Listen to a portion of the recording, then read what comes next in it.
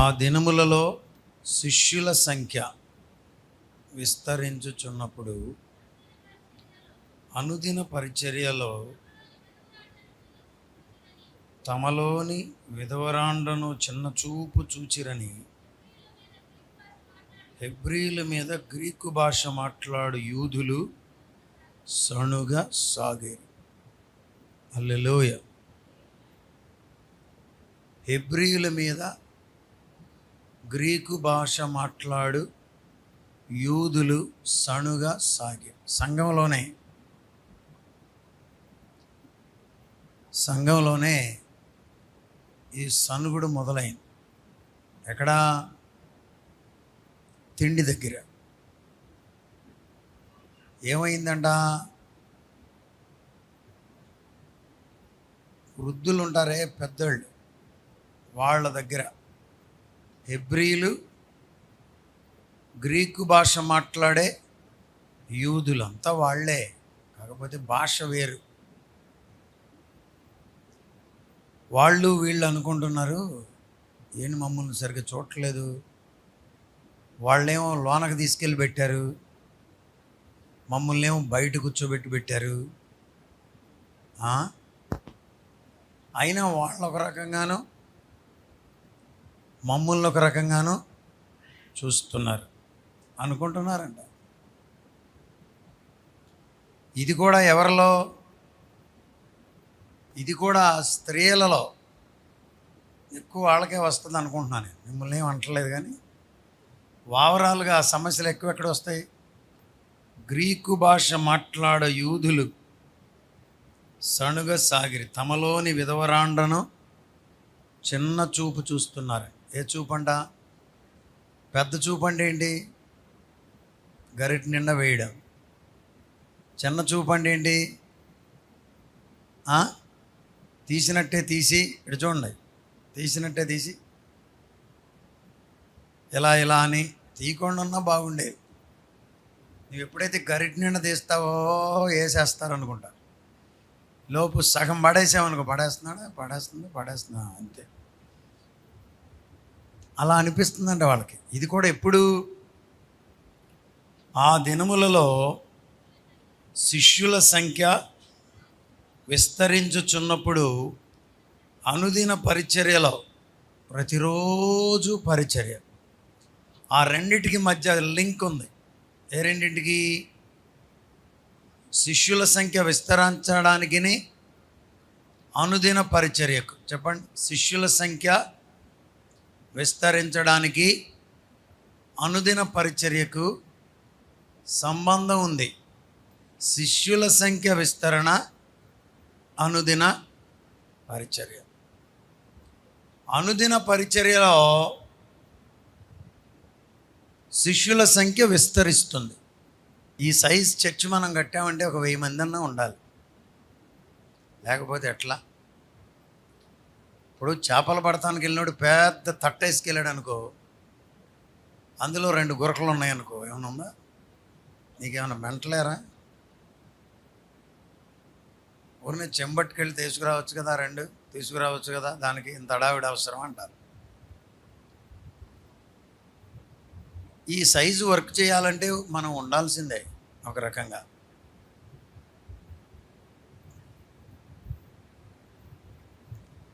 దానికి సూత్రం ఏంటంటేనంట,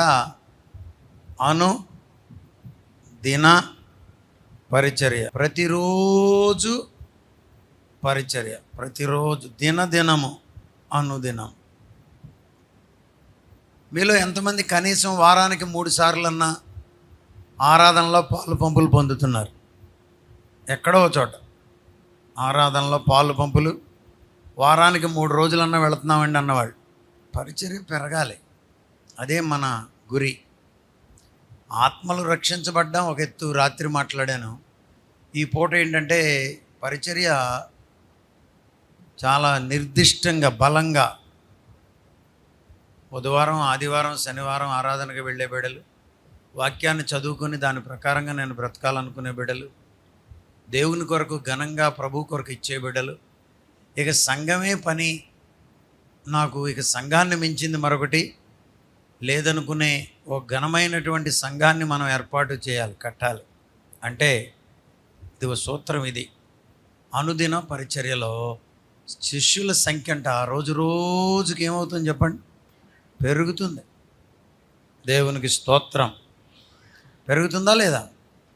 పెరుగుతుంది. రోజు రోజుకి పెరుగుతుంది. శిష్యుల సంఖ్య ఎప్పుడైతే విస్తరిస్తుందో అప్పుడు వచ్చిందంటే ఈ గొడవ. ఏమని? తమలోని విధవరాండ్రు చిన్న చూపు, వాళ్ళని పట్టించుకోవట్లా. గ్రీకు భాష మాట్లాడే యూదులను పట్టించుకోవట్లా. హెబ్రీయులనేమో బాగానే పట్టించుకుంటున్నారు. అదే మరి, కొంతమందిని బాగానే చూస్తారు, కొంతమందిని సరిగా చూడరు అని మొత్తానికి ఏదో సనుగుడు మొదలైంది. ఈ సంగతి ఎవరికి వినబడింది? అపోస్తులకు వినబడింది. అపోస్తులకు వినబడినప్పుడు వాళ్ళేమీ దీన్ని ఓవర్కమ్ చేయలా. ఓవర్టేక్ పర్లేలే, అలా వాగుతూ ఉంటారు అనుకోలా. మొత్తానికి విన్నారు. ఇదేదో సమస్యగా ఉన్నట్టుగా ఉంది, పట్టించుకుంటే మంచిదని విన్నారు. విని ఎక్కడ సమస్య? ఎక్కడ సమస్య? ఎక్కడ ఏమైంది? ఏమవడం ఏంటయ్యా? రొట్టెలు పంచుతున్నారా? వాళ్ళకేమో రొట్టె ఇస్తున్నారు, వీళ్ళకేమో తలొక చెక్క పెడుతున్నారయ్యా. అవునా? ఏమైంది? ఏమవడం ఏంటయ్యా? లోపల వాళ్ళకేమో చికెను, బయట వాళ్ళకేమో ఎగ్. తెలుసుగా ఎగ్ అంటే? మీకెందుకు తెలియదు? ఇంగ్లీష్ మామూలుగా రాదు కానీ ఇక్కడ బాగానే వస్తుంది. లోపల చికెను, కోడి మాంసం, బయట కోడి గుడ్డు. అట్లా అన్యాయం చేస్తున్నారయ్యా. కొంతమందిని లోనకు పిలుస్తున్నారు, కొంతమందిని బయటే కూర్చోబెడుతున్నారు. అయితే అదే ఒకసారి అయితే ఓకే, అదే పని చేస్తున్నారు. గ్రీకు భాష మాట్లాడే మేమంటే మరీ చులకనగా ఉందయ్యా, అయ్యా అయ్యా అయ్యా అన్నారట. అవునా? సంఘంలో కూడా మళ్ళీ ఈ తారతమ్య భేదాలా? మరి అంతేగా. అప్పుడు ఈ గొణుగుడు సణుగుడు సేవకుల మీద వాళ్ళు మొదలెట్టారని వాళ్ళు ఎలా దాన్ని డీల్ చేశారో నేను మీ ముందు ఉంచుతాను, కొంచెం జాగ్రత్తగా వినండి. సణుగు కొనిరి, సణుగు కొన సాగిరి. చదవండి. అప్పుడు 12 అపోస్తులు తమ యొద్దకు శిష్యుల, అందరూ శిష్యులే విస్తరిస్తున్నారు. వాళ్ళలో స్పెషల్ ఎవరు? అపోస్తులు. ఎవరు వాళ్ళు? యేసయ్యను వెంబడించిన వారు. అపోస్తులుడు అంటే యేసయ్యను చూచినవాడని ఒక అర్థం.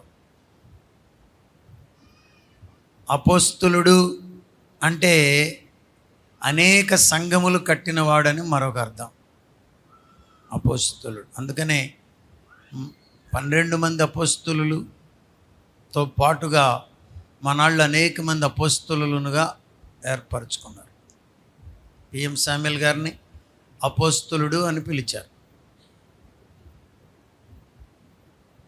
కేఈ అబ్రహాం గారిని ముందే పిఎం శామ్యూల్ గారిని పిలిచారు. పిఎల్ పరంజ్యోతి గారికి కూడా అపోస్తులుడు అని వేసేవారు. అపోస్తులుడు. ఈ 12 అపోస్తులు ప్రభువును చూచారు. ఈ 12 అపోస్తులు అనేక సంఘాలు కట్టారు. వీళ్ళు చాలా బాధ్యతగా ఉన్నారు. పరిచర్యలో మనకు కూడా బాధ్యతగా ఉండే బిడ్డలు కావాలి. వచ్చి కూర్చుని పోయేవాళ్ళు ఉన్నారు, బాధ్యతగా ఉండేవాళ్ళు కూడా ఉన్నారు. బాధ్యత.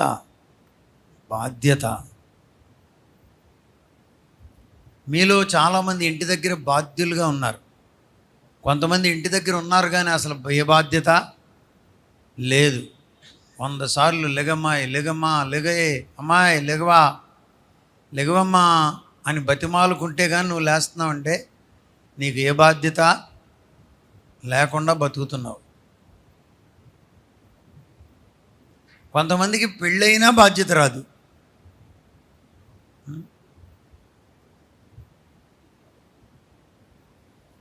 మీకు మనసులో గుండెల్లో బెల్లు కొడుతుంది అనుకో, తెల్లారిపోతుందేమో, అమ్మో అమ్మో అమ్మో అని.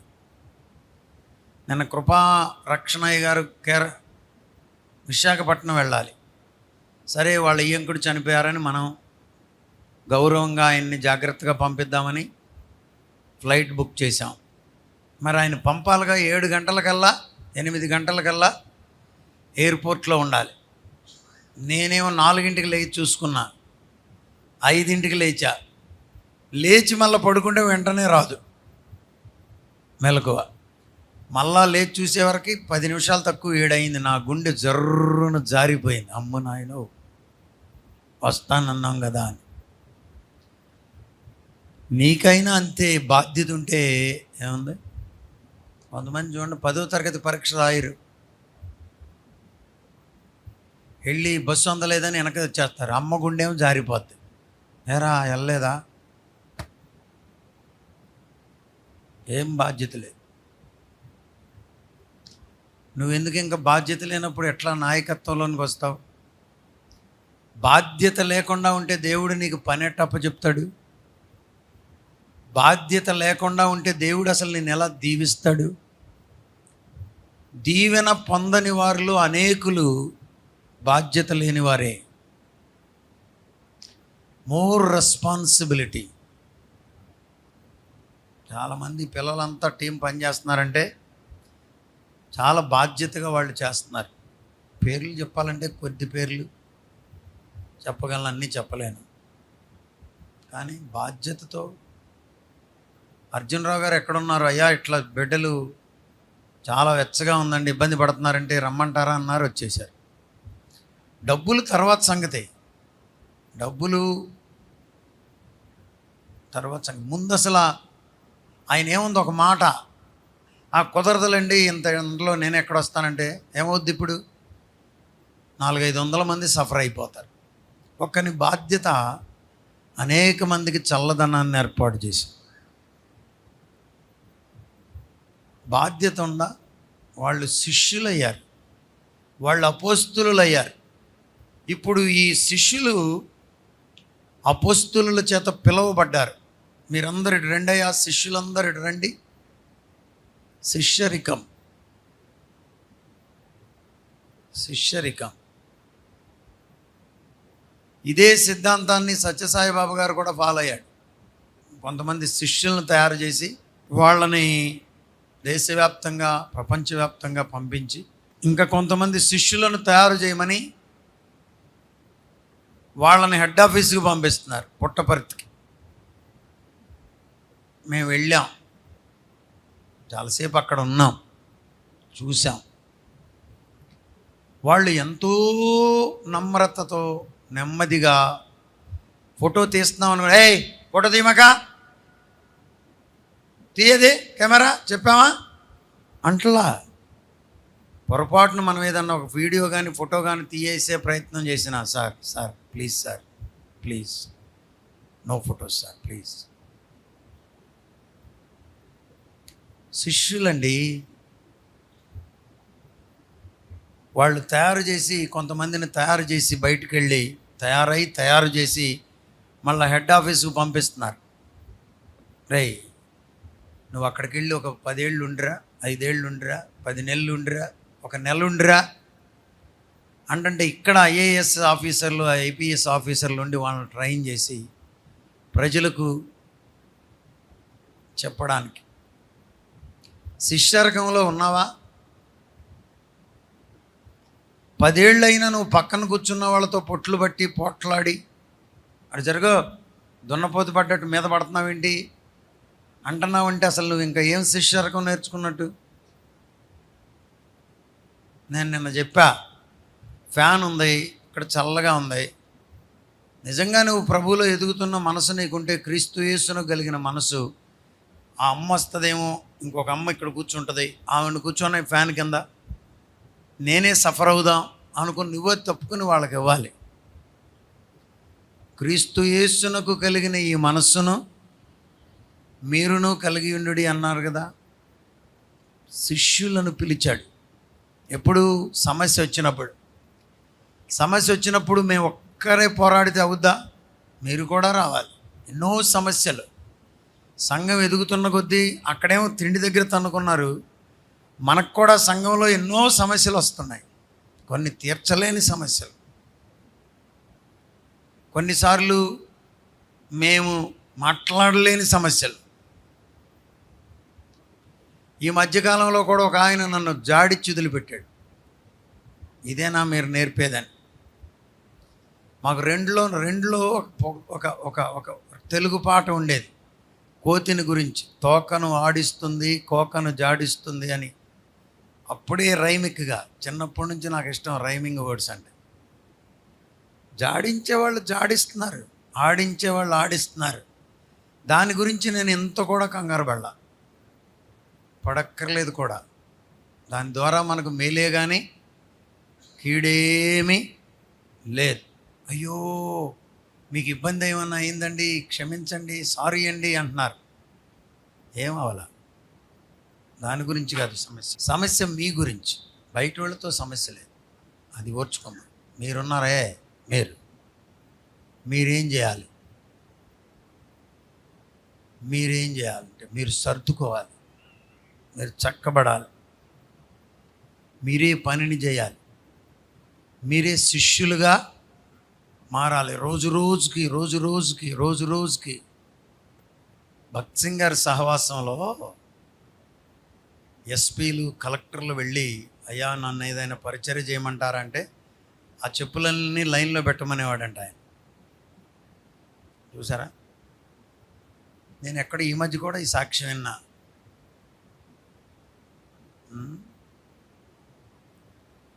ఇదేంటి, నేను ఎస్పీని అయితే నన్ను చెప్పులు లైన్లో పెట్టమన్నాడని అనుకుని వెళ్ళేసరికి అక్కడ డిఐజీ గారు ఆల్రెడీ లైన్లో పెడుతున్నాడంట. ఆయన 3 జిల్లాలకు ఆఫీసర్ కదా, ఈయన ఒక్క జిల్లాకే.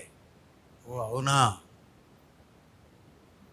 ప్రభువు మనల్ని శిష్యులుగా ఉండడానికి పిలిచాడు. ప్రభువు మనల్ని నేర్చుకోవడానికి పిలిచాడు. దేవునికి స్తోత్రం. ప్రభువు మనల్ని పరిచారకులుగా ఉండడానికి పిలిచాడు. పరిచారకులు పరిచర్య చేస్తున్నప్పుడు వాళ్ళు అన్నారు, మమ్మల్ని సరిగ్గా చూడట్లేదన్నారు.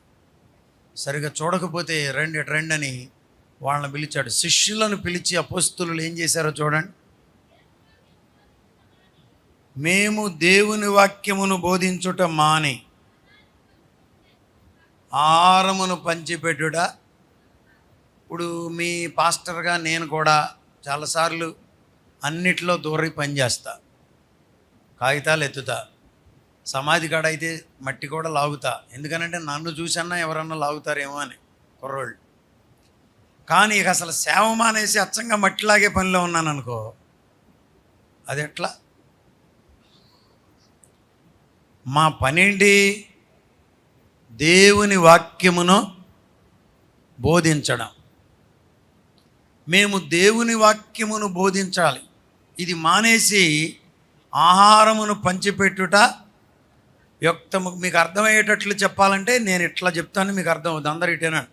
పక్కోళ్ళు ఎవరన్నా వినకపోతే చాసి ఒకటే ఉండే, తర్వాత సంగతి నాకు చెప్పండి. ఏనండి, ఇటు చూడండి.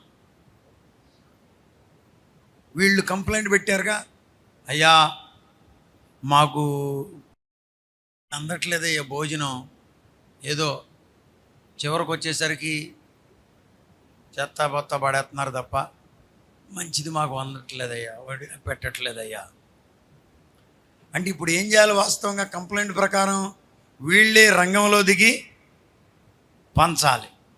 ఆగండి, మీరు వల్ల కాదులే, నేను పంచుతానని తీసుకోవాలి చేతుల్లోకి. అపోస్తులు అనుకున్నారు పంచుదామని కూడా, కానీ అన్నారు కాదు, మేము వర్తమానములు అందించుట ఆపేసి, వాక్యాన్ని ప్రకటించడం ఆపేసి, వాక్య ప్రబోధన ఆపి మీకు పరిచర్య చేయడం, ఆహారమును పంచడం యుక్తమైనది కాదు. చూసారా? పని ఏమో అందరినీ చేయమంటున్నాం తగ్గించుకుని. అట్ ద సేమ్ టైం మీరు నేర్చుకోవాల్సిన పాయింట్ ఏంటంటే, ఎవరు చేసే పని వాళ్ళు చెయ్యాలి. స్తోత్రం, హల్లెలూయా. ఎవరు చేసే పని వాళ్ళు చేయాలి. చేయకపోతే నష్టం వచ్చేస్తుంది. ఇప్పుడు నేనున్నాను, చాలాసార్లు నేనేం చేస్తాను మీకు తెలుసుగా, అక్కడ మీటింగ్ అంటే అక్కడ పోతా, ఇక్కడ మీడియా ఎక్కడ పడితే అక్కడ పోతా. నా టైం అంతా ఒక్కొక్కసారి అనుకుంటాను, అరే రే రే రే రే అనవసరంగా అక్కడ పోయి ఇక్కడ పోయి, ఎవరు రమ్మంటే అక్కడ పోతాం. ఒకరోజు వెళ్ళామంటే ఆ రోజంతా అక్కడ పోతుంది. ఇక్కడేమో అవసరతలు పెరిగిపోతున్నాయి. రోజుకు ₹1,00,000 కావాలా పరిచర్య నడవాలంటే? మన ఊరికి అక్కడికి వెళ్తే వాళ్ళు ఏముంది, టైం అంతా తీసుకుంటున్నారు, కానుకేమని ఇచ్చేళ్తారా పాస్టర్ గారు అని నన్ను అడుగుతున్నారు. ప్రభు నాకు ఇచ్చిన పని ఏంటి? పని అంతా నడపాలి, వాళ్ళని పోషించాలంటే ₹1,00,000 కూడా పరిచర్య కొరకు సంపాదించాలి. నేను అక్కడికి పోయాను, టైము పోయింది, ఇంకేమన్నా ఇస్తారా అని చూస్తున్నారు. చూసుకోవాలి. నేను కూడా, మీరు కూడా అంతే. మీ పని అప్పగించిన పని ఏంటి? మీకు అప్పచెప్పిన పని ఏంటి? దేవునికి స్తోత్రం, హల్లెలూయా. ఇప్పుడు నేను ఉన్నాను అనుకో, ఆఫీస్లో కూర్చొని ఎవరికన్నా చెప్పాను అనుకో, మీలాంటి వాళ్ళకి, అయ్యా పరిచర్య జరుగుతుంది, బిడ్డలు అవసరతలో ఉన్నారు అంటే ఎవరన్నా ₹1,00,000 ఇస్తారు. నేను ఈ పని మానేసి ఊరికి అటు ఇటు తిరుగుతున్నాను అనుకో, ₹1,00,000 ఇవ్వకపోగా ఇంకొక 10,000 ఖర్చు అవుతుంది. నా పని ఏంటో నాకు తెలుసు. మీరు కూడా you know what is your work.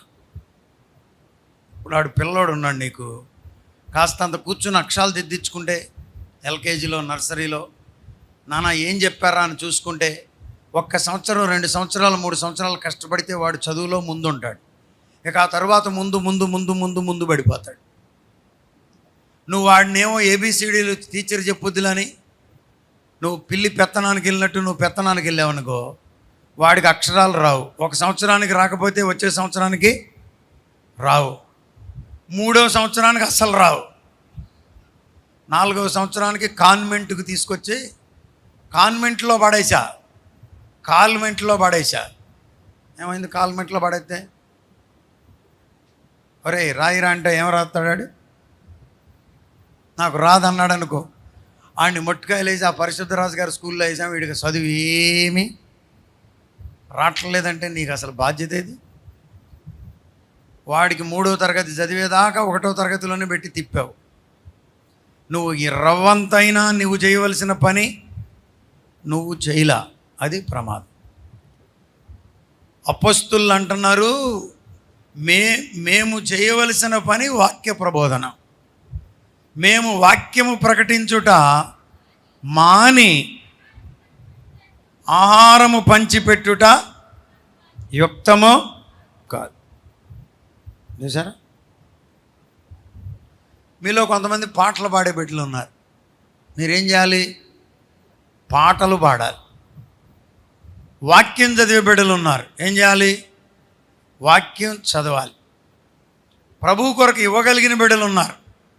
ఒక్కొక్కరికి దేవుడు ఆశీర్వాదం ఇచ్చి ₹1,00,000 ఇస్తున్నారు జీతం. మీరు ఇవ్వగలరు ప్రభు కొరకు. మీరేం చేయాలి? ప్రభు కొరకు ఇవ్వాలి. ఎవరు చేయగలిగిన పనిని వాళ్ళు చెయ్యాలి. ఇప్పుడు అమ్మిని ఉందనుకో, ఏం చేయాలి? పొద్దుండే 6 గంటలకల్లా రెడీ అయిపోయి ఊరికినే వరండాలో అటు ఇటు రౌండ్లు వేయాలి. మా లేచారా,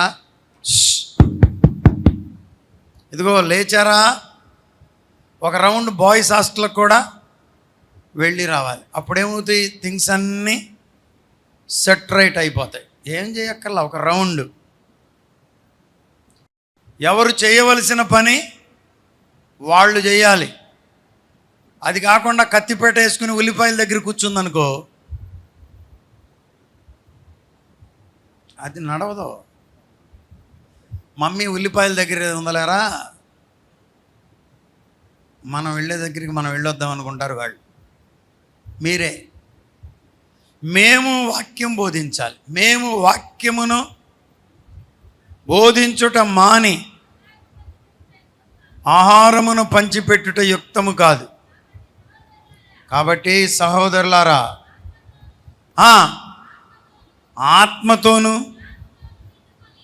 జ్ఞానముతోనూ నిండుకొని ఏమేమి క్వాలిఫికేషన్స్ చెప్పాడు? ఆత్మతో, రాత్రి మరి జాన్ మోసాయి గారు చెప్పారు, ఆత్మతో నింపబడడం ఎట్లు. వాక్యం చెప్పే వాళ్ళకే కాదంట ఆత్మ. ఎవరికి కావాలి? వడ్డన చేసే వాళ్ళకు కూడా కావాలంట. ప్రైమరీ థింగ్స్ చెప్తాను. వడ్డనలో ప్రైమరీ థింగ్స్ ఏంటంటే ప్రాథమిక విషయాలు. వడ్డించేవాళ్ళు నంబర్ 1 సిద్ధపడి ఉండాలి. భోజనం పెట్టిన తర్వాత స్పూన్ ఎత్తుకురా అన్నావంటే నువ్వు వడ్డనకి పనికిరావని అర్థం. పెరుగేసిన తర్వాత ఉప్పు ఎక్కడుందో చూడు, నీ తలకాయం కాదు. పెరుగేసిన తర్వాత ఉప్పు కొరకైతే దొరుకుద్దా? ప్రైమరీ సంగతులు. వడ్డన చేసేటప్పుడు సపోజ్ సాంబారు పోస్తున్నారు, సాంబారు గరిటి నువ్వు పోసేటప్పుడు ఆ ఎంగిలి ఇస్తరకు అంటుకోకుండా చూసుకుని పోయాలి. పోస్తూనే ఉండాలి. అవతల ఫేస్ ఎలా ఉందో కనిపెట్టాలి. కొంతమంది దిమ్మరిచ్చేయటమే, తీసేయి దిమ్మరిచ్చు, అక్కడున్నది ఇంత అన్నం, వీడు పోసింది ఎంత సాంబారు. నేనైతే లేచిపోతా, తినలేను. వడ్డించడానికి కూడా ఏం కావాలంట? ఎవరు కావాలంట? ఆత్మతో నింపబడిన వారు, జ్ఞానముతో నింపబడిన వారు, మంచి పేరు పొందిన వాళ్ళే వడ్డించాలంట. ఈయన్ని పెట్టారేంట్రా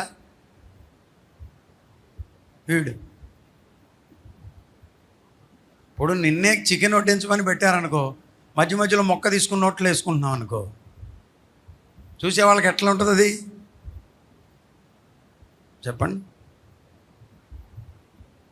వడ్డించడానికి కూడా మంచి పేరు. 3 చెప్పాడు. నంబర్ 1 ఆత్మతోనూ జ్ఞానముతోనూ మంచి పేరు పొందిన 7 మనుషులను మీలో నుండి ఏర్పరచుకోమన్నాడు. స్తోత్రం చెప్పండి. హల్లెలూయా చెప్పండి. 7 మనుషులు. ఇప్పుడు మీరు ఇక్కడ పరిచర్య చూస్తున్నారు, అక్కడ లైఫ్ గ్రౌండ్ దగ్గర పరిచర్య చూస్తున్నారు, అక్కడ మన సభల్లో పరిచర్య చూస్తున్నారు, గుడారాల మీటింగుల్లో పరిచర్య చూస్తున్నారు, ఐపీసీ కన్వెన్షన్లో పరిచర్య చూస్తున్నారు. ఎంతమంది వడ్డిస్తున్నారు? చాలామంది. అంటే ఆ దినాన ఈ అపోస్తలుల కార్యముల గ్రంథం 46వ అధ్యాయంలో ఎక్కువ మంది మనుషులు ఉన్నారంటారా? వడ్డించే వాళ్ళు 7 సరిపోతారనుకుంటే ఎంతమంది ఉంటారు అక్కడ? నేను అనుకోవడం ఒక 100 మంది ఉండి ఉంటారు, లేకపోతే 200 మంది ఉండి ఉంటారు. పరిచర్య అప్పటికిప్పుడు పెరిగిందా లేదా? చాలా పెరిగింది కదా. వాళ్ళు 7 తీసుకోమన్నారు. మనకు ఎంతమంది కావాలి ఇప్పుడు? అమ్మా 10 మంది అంటారా? ఒక 70 మంది అన్నా కావాలేమో అనిపిస్తుంది నాకైతే. కానీ ఆవిడ ఇప్పుడు గుంటాకోడూరు నుండి వెళ్ళి విజయవాడలో ఉంటున్నారు. వాళ్ళ అబ్బాయి ల్యాబ్లో పనిచేస్తున్నాడు, ఒక సెట్ అయ్యారు. వాళ్ళంట విజయవాడలో ఒక చర్చికి వెళ్తున్నారు. పరిచర్యకు పేరు ఇచ్చారంట. 6 గంటలకే వెళ్ళిపోతారంట. ఫిలిప్ సండే 6 గంటలకల్లా వెళ్ళిపోతారంట, అమ్మ కొడుకులు ఇద్దరు. అతను కూడా పనిచేస్తున్నాడు హాస్పిటల్లో, కానీ ఆదివారం సెలవు కదా. 6 గంటలకు వెళ్ళిపోయి 3 వరకు అనుకోండి అక్కడే ఉంటారంట. టిఫిన్ అక్కడే, భోజనం అక్కడే, పరిచర్య. వీళ్ళన్నమాట పరిచర్య చేసే బిడ్డలంటే. అయ్యా మరి మా ఇంటికాడ మా వారులు గీర్లు లేవు, మేము పరిచర్య కొరకు ఒక నిర్ణయానికి వచ్చాం, పరిచర్య చేస్తాం, అలాంటి వారు కావాలి.